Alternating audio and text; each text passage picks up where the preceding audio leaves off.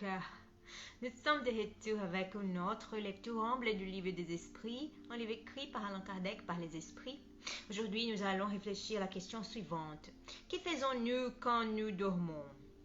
Eh bien, pauvres hommes, que vous connaissez peu les phénomènes les plus ordinaires de la vie.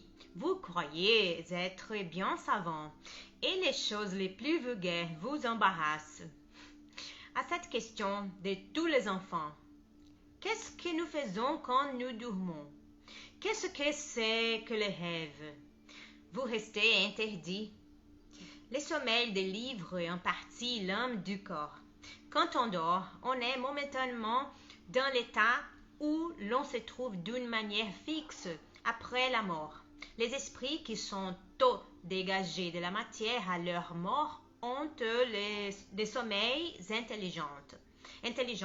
Ceux-là, quand ils dorment, rejoignent la société des autres êtres supérieurs à eux. Ils voyagent, causent et s'instruisent avec eux. Ils travaillent même à des ouvrages qu'ils trouvent tout faits en mourant. Ceci doit vous apprendre une fois de plus à ne pas craindre la mort, puisque vous mourrez tous les jours selon la parole d'un saint. Voilà pour les esprits élevés. Mais pour la masse des hommes qui, à la mort, doivent rester de longues heures dans ces troubles, dans cette incertitude dont ils vous ont parlé, ceux-là vont, soit dans les mondes inférieurs à la terre où d'anciennes affections les rappellent, soit chercher des plaisirs peut-être encore plus bas que ceux qu'ils sont ici. Ils vont puiser des doctrines encore plus viles, plus ignobles, plus nuisibles que celles qui professent au milieu de vous.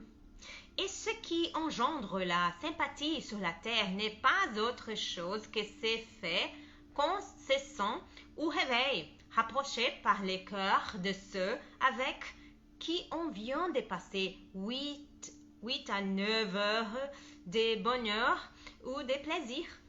Ce qui explique aussi ces antipathies invincibles, c'est qu'on sait au fond de son cœur que ces gens-là ont une autre conscience que la nôtre, parce qu'on les connaît sans les avoir jamais vus avec les yeux.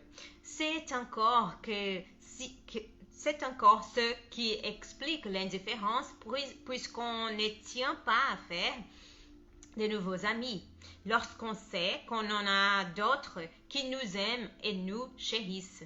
En un mot, les sommeils influent plus que vous ne pensez sur votre vie. Par l'effet du sommeil, les esprits incarnés sont toujours en rapport avec le monde des esprits, et c'est ce qui fait que les esprits supérieurs consentent sans trop de répulsion à s'incarner parmi vous. Dieu a voulu que pendant leur contact avec les vices, ils puissent aller se retremper à la source du bien pour ne pas faillir eux-mêmes, eux qui venaient instruire les autres. Le sommeil est la porte que Dieu leur a ouverte vers leurs amis du ciel. C'est la récréation après le travail, en attendant la grande délivrance, la libération finale qui doit les rendre à leur vrai milieu. Eh bien, mes amis, dans les prochains épisodes, nous réfléchirons à la question suivante. Pourquoi ne rêvons-nous pas toujours? Eh bien, nous avons terminé notre lecture pour aujourd'hui.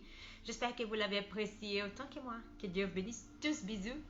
À la prochaine. Au revoir.